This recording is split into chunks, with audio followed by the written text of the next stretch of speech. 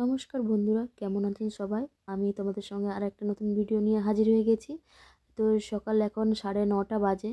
কাকুরা চলে এসছে, কাজ করছে, এই যে পাথর কাটছে। আমি রান্না করতে চলে এসেছি রান্নাঘরে। রান্না প্রায় হয়ে গেল, একটা রান্না হয়ে গেছে। এদিকে চলে এসেছি আমার বাচ্চার খাবার বানানোর জন্য। ওই গম, ভুট্টা আর হচ্ছে ওগুলো রোদে শুকাবো বলে একটু মিলিয়ে দিচ্ছি হাতটা। এটা হচ্ছে বিউলির ডাল, বিউলির ডালগুলো অনেকটাই। আর এদিকে হচ্ছে এটাকে বলে ভুট্টা। আমি এগুলো রোদে শুকিয়ে দিচ্ছি, কারণ হচ্ছে বাচ্চার খাবার বানানো।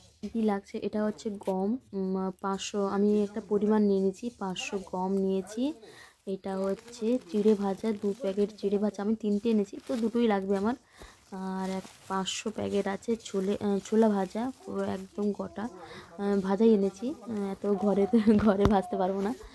আর ব্যাগে আছে কি দেখি, এটা তো গম, ওকে আশীর্বাদ আটা খাওয়াই। আর এটা হচ্ছে থিন অ্যারারুট বিস্কিট খাওয়াই। থিন অ্যারারুট বিস্কিট একটা প্যাকেট লাগবে। আর সাবু আছে 200 গ্রাম মতন মনে হয়, জানি না, এতটা খেয়াল নেই।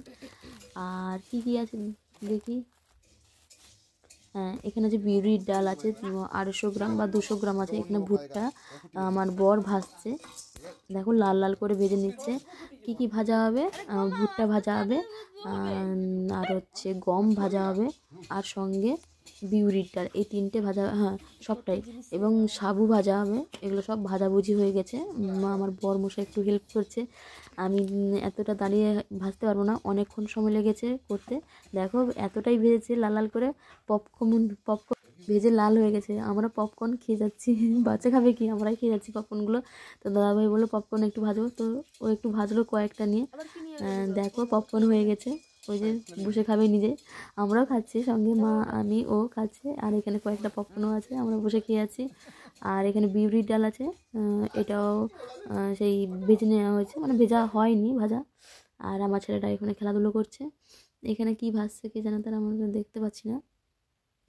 আর এখানে মিক্সার মেশিনে ও ভাজছে, এই যে বিউলির ডাল ভাজছে মিক্সার মেশিনে।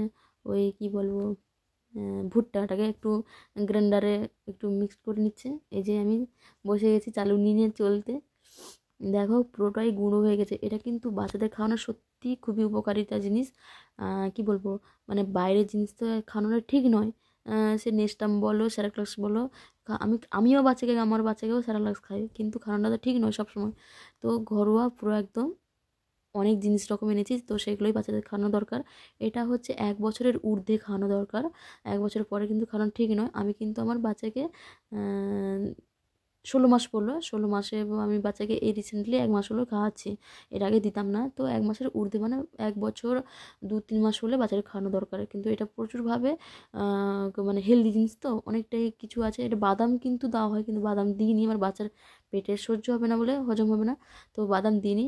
আমন্ড হোক বা চিনে বাদাম হোক তো দেওয়া দরকার। তো দাদাভাই বললো তোমার যদি পরে লাগে তো চিনে বাদাম বা আমন্ড মিশিয়ে দিতে পারো। তো আমি এখানে চিনে বাদাম বা আমন্ড দিইনি, দিতে তোমার চাইলে দিতে পারো। তো বাচ্চাদেরকে অবশ্যই খাওয়ানো দরকার এই খাবারটা। তোমরা যদি যাদের ঘরে বাচ্চা আছে তোমরা একবার হলেও ট্রাই করো, সত্যি খুবই ভালো উপকারিতা। তো একটার পর একটা গ্রাইন্ডারে ও মিক্সড করে নিচ্ছে, আমি চলিয়ে নিচ্ছি একটার পর একটা। এখানে ভুট্টা দেখো, এই যে পুরো চলিয়ে নিচ্ছি। এটা হচ্ছে তো ভুট্টা একটু একটু দানা মতন, ওই যে কালো কালো দানা মতন থেকে গেছে, ওগুলোকে আবার গ্রাইন্ডারে মিক্সড করে নিচ্ছে। বাবা ভিডিও করছে, ও আমার দিকে হাঁ করে তাকিয়ে আছে, রেগেও যাচ্ছে, এদিকে আমি ভিডিও বানাচ্ছি। আর এই যে দুষ্টু, দুষ্টুমির দুষ্টু, এই যে দেখো একটা ধরে নিয়েছে কী সব। এটাও হচ্ছে চিড়ে ভাজা। একটার পর একটা অনেকটাই মিশ্রণ হয়েছে, অনেকটাই, প্রায় 1 গামলা মতন আমার এটা পুরো থেকে যাবে, প্রায় 4-5 মাস মতন থেকে যাবে আমার এই খাবারটা। অনেকটা একটা বড় জ্যামে করেছি, অনেকটাই বড় জ্যাম নিয়ে এটা তো তৈরি করে রেখে দিলাম। সবসময় তো করা সম্ভব নয়, তো অনেকটাই সময় লেগেছে। তো পুরো একটা বড় ডিবায় পুরো একদম ভর্তি করে রেখে দিয়েছি। এটা হচ্ছে সাবুদানাকেও ভালো করে ভেজে নিয়েছি। তো সাদা, দেখো পুরো সাদা, পুরো প্লেন হয়ে মসৃণ হয়ে পড়ছে। তো এটা পুরো সাদা। তো সাবুদানাকেও ভালো করে ভেজে নিয়ে আমরা কিন্তু তৈরি বানিয়ে এই যে দেখো পুরো দানা দানা হয়ে, দানা দানাও একটু থাকেনি, পুরো একদম মোলায়েম হয়ে গেছে। বাচ্চার খেতে একটুকুও বিন্দু মাত্র অসুবিধা হবে না, গলায় লেগে যাবে না, কিছুই হবে না। তো আমি তো আমার এটা আমি নিজে জানি না এটা, এগুলো সব কী মানে কীরকম হয় কী হয়। তো আমার দিদি বাচ্চাদেরকে মানে খাইয়েছে। তো ওর কাছেই জানা এসব। এটা হচ্ছে গমগুলোকে ভালো করে তো ওটাকে একটু সময় লেগেছে, ওটা তো অনেকটা শক্ত জিনিস। তো তো এটা মিক্সারে অনেকটাইক্ষণ সময় লেগেছে। তো দিদি আমাকে এটা সাজেস্ট করেছে। তো ওর বাচ্চা, ওদেরকেও খাইয়েছে। তো আমার বাচ্চাকেও বললো যে এরকমভাবে খাওয়াতে, তা সে বানিয়ে দিয়েছিল প্রথমে, এটা আমি প্রথমবার ট্রাই করছি।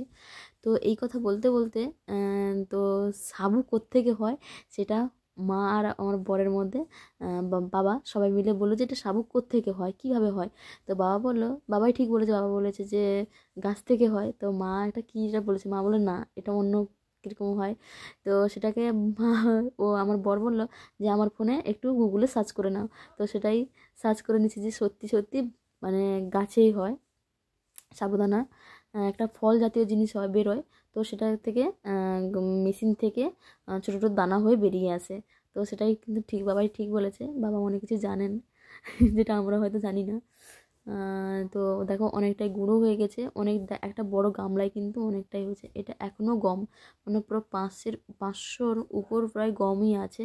গমের পরিমাণটা একটু বেশি দিয়েছি খাবারের মধ্যে।